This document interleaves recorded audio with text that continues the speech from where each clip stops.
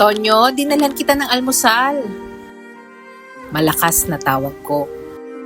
Baka kasi nasa kwarto pa siya at hindi naririnig ang boses ko. Inulit ko ulit ang pagtawag. Pero walang sumagot.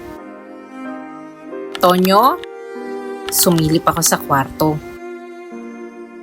Nakaawang ang pinto kaya pumasok na rin ako. Nakita ko si Tonyo na payapang natutulog. Love Me Unfiltered presents. Mahal ko siya, pero huli na ang lahat.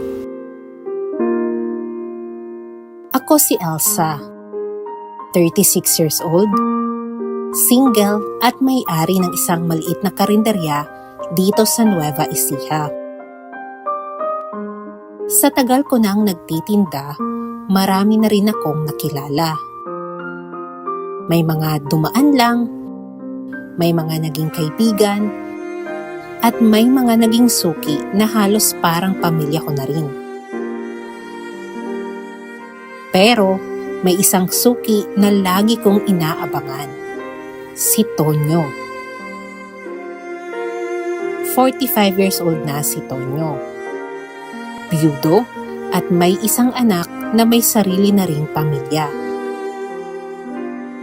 Dahil mag-isa na lang sa buhay, dito na siya sa karinderya ko kumakain ng almusal, tanghalian at maging ng hapunan. Good afternoon, Elsa. Nakangiting bati niya habang umuupo sa paborito niyang upuan malapit sa bintana.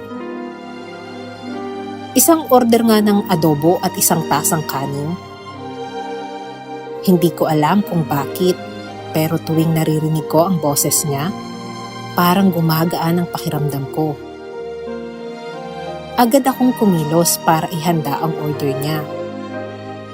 Pero habang kumukuha ng kanin, nabitiwan ko ang sandok at nahulog sa sahig ang ilang budil ng kanin. Naku, sayang naman, sabi ni Tonyo. Okay lang yan, marami naman akong sinaing, sagot ko. Lumapit siya at yumuko para damputin ang mga nahulog na kanin. Alam mo, Elsa, sabi niya habang pinupulot ang sandok. Bawat butil mahalaga, kahit gaano pa yan kaliit.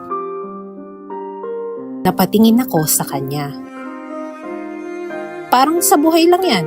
Minsan akala natin maliit na bagay lang. Pero malaki palang epekto sa iba. Sa totoo lang, ito talaga ang nagustuhan ko kay Tonyo. Bukod kasi sa masarap siyang kausap, puno rin siya ng aral sa buhay. Nakasanayan ko ng kakwentuhan siya mula umaga hanggang sa magsara ko ng karinderya sa gabi. Hindi niya alam pero unti-unti nahulog na ang loob ko sa kanya. Pero isang umaga, biglang hindi pumunta sa karinderya si Tonyo. Ang naisip ko agad, siguro sumakit na naman ang tuhod kaya ako na lang ang pupunta sa bahay niya. Pinaghanda ko siya ng paborito niyang almusal na champurado at tuyo.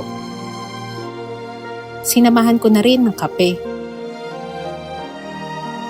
Kumatok ako sa gate pero walang nagbukas. Tinawag ko rin si Tonyo pero walang sumagot kaya nagkusa na akong pumasok. Pinihit ko ang doorknob at bumukas ng pinto. Siguro nakalimutan na namang mag-lock ni Tonyo. Agad akong pumasok sa loob ng bahay. Tonyo, dinalhan kita ng almusal. Malakas na tawag ko. Baka kasi nasa kwarto pa siya at hindi naririnig ang boses ko. Inulit ko ulit ang pagtawag pero walang sumagot. Tonyo? Sumilip ako sa kwarto. Nakaawang ang pinto kaya pumasok na rin ako. Nakita ko si Tonyo na payapang natutulog. Sinubukan ko siyang gisingin. Tonyo, gising na. Dinalhan kita ng almusal. Sabi ko habang marahang tinatapik ang balikat niya. Pero hindi siya gumalaw. Tonyo, gising na! Medyo malakas nang sabi ko. Pero wala pa rin. Biglang bumilis ang tibok ng puso ko. Tonyo, ano ba? Gumising ka na! Pero hindi na siya gumising. Parang biglang gumuho ang mundo ko. Umiiyak akong napaupo sa tabi ng kama at niyakap siya. Doon ko lang na-realize, huli na pala ang lahat. Hinalikan ko siya sa noo at ibinulong sa kanya ang matagal ko nang gustong sabihin. Paalam, Tonyo. Mahal kita. Hindi ko alam kung naririnig pa niya ako, pero sana, kahit paano, umabot sa kanya ang mga salitang iyon. Nanginginig ang katawan na lumabas ako ng kwarto.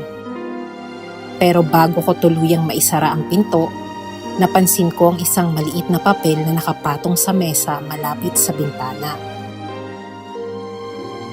Lumapit ako at binasa ang nakasulat.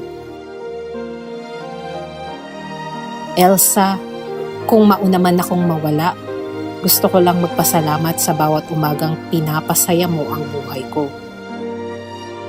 Hindi ko na napigilang humagulgol. Doon ko naisip na baka hindi lang pala ako ang nagmamahal ng tahimik. Baka tulad ko, naghahanap lang din pala siya ng magandang timing para umamin. Pero hindi na niya yun nahintay. Hanggang ngayon bukas pa rin ang karinderya ko.